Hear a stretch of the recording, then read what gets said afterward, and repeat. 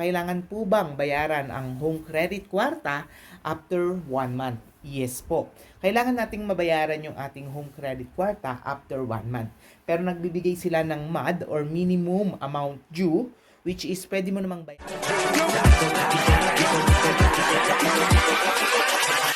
Hold up.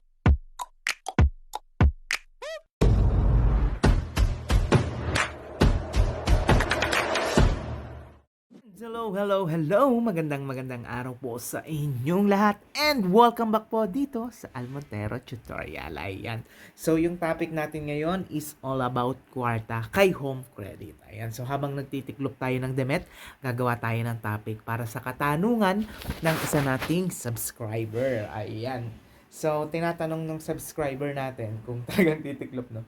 Tinatanong ng subscriber natin kung may babayaran pa din daw siya after ng payment. Kasi minsan, di ba, kunyari nagkumuha ka or nag-loan ka gamit yung kwarta. So, ang nangyayari kasi dyan is, ang mababawas lang dyan, yung iyong inutang. So, let's say you have 10,000 pagdating kay kwarta home credit. So, anyway, sa mga bagong makakapanood nito, ang home credit kwarta ay isang loan offer kay home credit kung saan makikita nyo to sa inyong mga apps na ibinibigay ng mga sales after nyo mag-purchase or gamit ang home credit sa mga SMs or sa mga merchant store ng mga home credit. Okay? So, ayun na nga. Halimbawa, meron kang offer na 10,000 pesos kay kwarta. Nakakaisa na ako kay kwarta. So, ang nangyayari kasi, kunyari, ang ginalaw mo is 1,000 pesos. So, kung ginalaw mo yung 1,000 pesos, ang matitira ay 9,000 pesos. Tapos, meron kang billing details or meron kang billing date na nakikita dyan, which is, kunyari, ngayon ay December 15 hanggang December 30 yung billing date mo kasi nga nagka-cut off, mga ganyan. So, for example lang naman yun. Ang nangyayari dyan is, kung babayaran mo yung hiniram mo na 1,000 pesos, 1,000 lang talaga yung babayaran mo, tapos babalik na siya sa 10,000 pesos. Okay? So, ang tanong dito, kung may babayaran daw siyang interest. Yes po, may babayaran ka pa rin interest kahit nabayaran mo na siya. Kasi once na humiram ka ng loan or nag-loan ka kay kwarta, per day po ang nagiging basis natin dyan. Per day mo siyang or per day kung babayaran mo siya agad, ang magiging computation po niyan ay per day, which is 13% per day interest. Ay 0.13. Okay? Then, per day po yun yung 0.13. Pero kung monthly mo siya babayaran, ang babayaran mo is 4% monthly. So, kunyari, kumuha ka ng 1,000 pesos. So, 4% yung babayaran mong interest niya. Paano nga po yun, sir? Ang babayaran ko lang na nabawas sa kwarta ko is yung 1,000 pesos.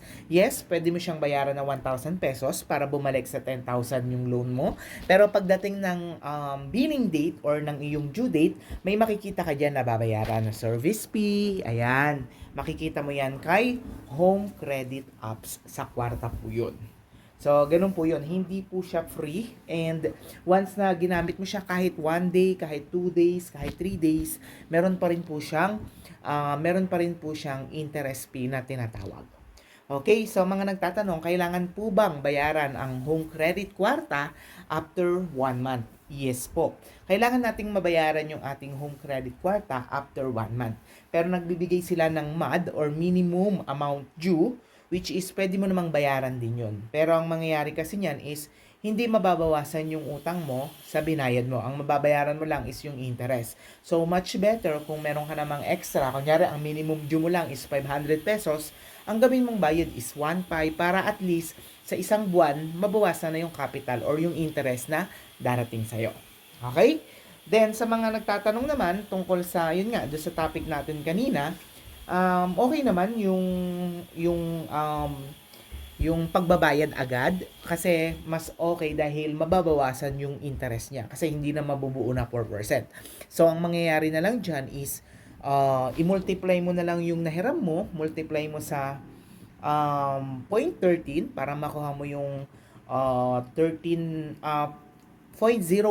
para makuha mo yung daily interest mo. Then, kung ilang days mo siya nagamit. Halimbawa, 1,000 times 0.013 multiply kung ilang araw mo siya nahirap. Okay? So, wait lang po.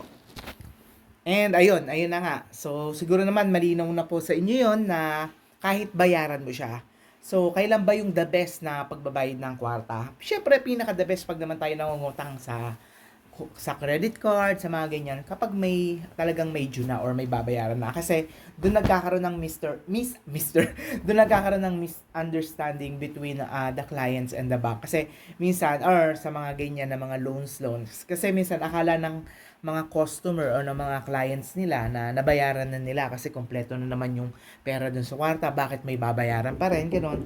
Hindi nila alam na nag-charge na ng interest per day yung niloan mo and lalabas pa rin yung interest niya pagdating ng billing statement mo. So, halos ganoon naman lahat, wala namang pinagkaiba-iba, even sa Maya Credit, even sa Revi, ganoon naman po talaga lahat.